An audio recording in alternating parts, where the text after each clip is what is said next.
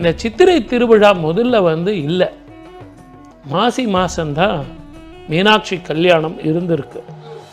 ஆனால் பின்னாடி காலத்தில் வந்து திருமலை நாயக்கரனுடைய அந்த காலத்தில் வந்து விவசாயங்களில் இருக்க விவசாய வேலைக்காக மாசி மாதம் எல்லாரும் போயிடுறாங்க.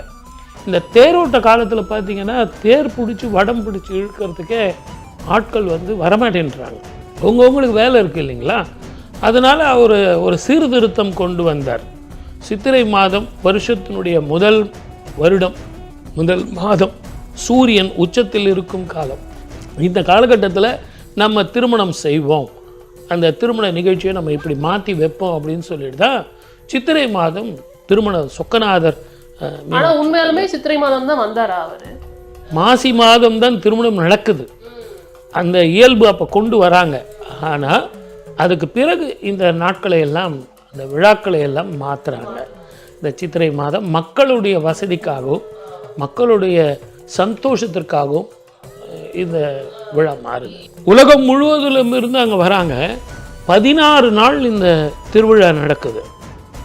இந்த சித்திரை திருவிழா 16 நாள் நடக்குது. கொடியேற்றத்தில் ஆரம்பித்து அழகர் மலை மீண்டும் போய் ஊருக்கு சேர்ற நாள் வரைக்கும் அந்த 16 நாள் நடக்குது.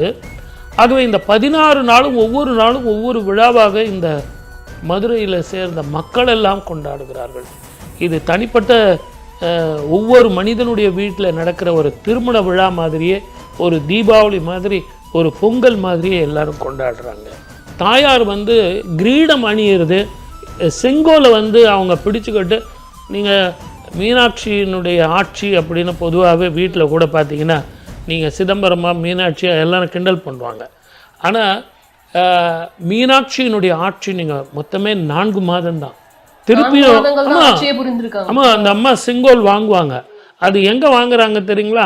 மீனாட்சி கோயில் இல்லை, இம்மையில் நன்மை தருவார் கோவில்னு பக்கத்தில் இருக்குது. அந்த கோவிலில் தான் அந்த செங்கோல் கொடுப்பாங்க.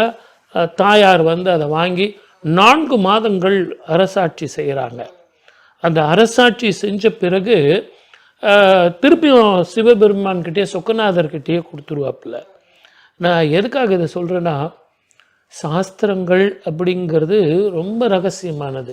மீனாட்சி அப்படின்னா மீனை போன்ற கண்களை உடையவள்னு பொதுவாக எல்லாரும் சொல்லுவாங்க. ஆனால் மீனை போன்ற ஆட்சி புரியக்கூடியவள் மீனாட்சி.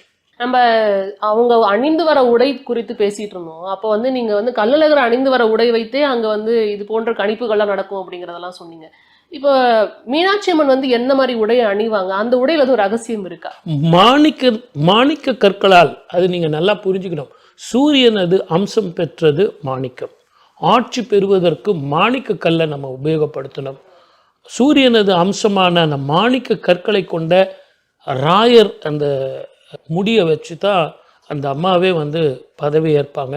அவங்களுக்கு உள்ள உடைகள், நிறங்கள், அந்த நவரத்தினங்கள் இழைத்த அந்த ஆடைகள் எல்லாமே திருமலை நாயக்கர் காலத்திலேயே கொடுத்துட்டு போனது. அதையெல்லாம் இன்னும் அந்த பழமை மாறாமையே அதையெல்லாம் உபயோகப்படுத்துகிறாங்க. மஞ்சள், சிகப்பு, பச்சை இந்த ஆடைகள் தான் உபயோகப்படுத்துவாங்க. கருப்பு, நீலம் இப்படிப்பட்ட ஆடைகளை வந்து அடர்த்தியான நிறங்கள் உபயோகப்படுத்த மாட்டாங்க. மங்களமான ஆடைகளை வந்து உபயோகப்படுத்துவாங்க.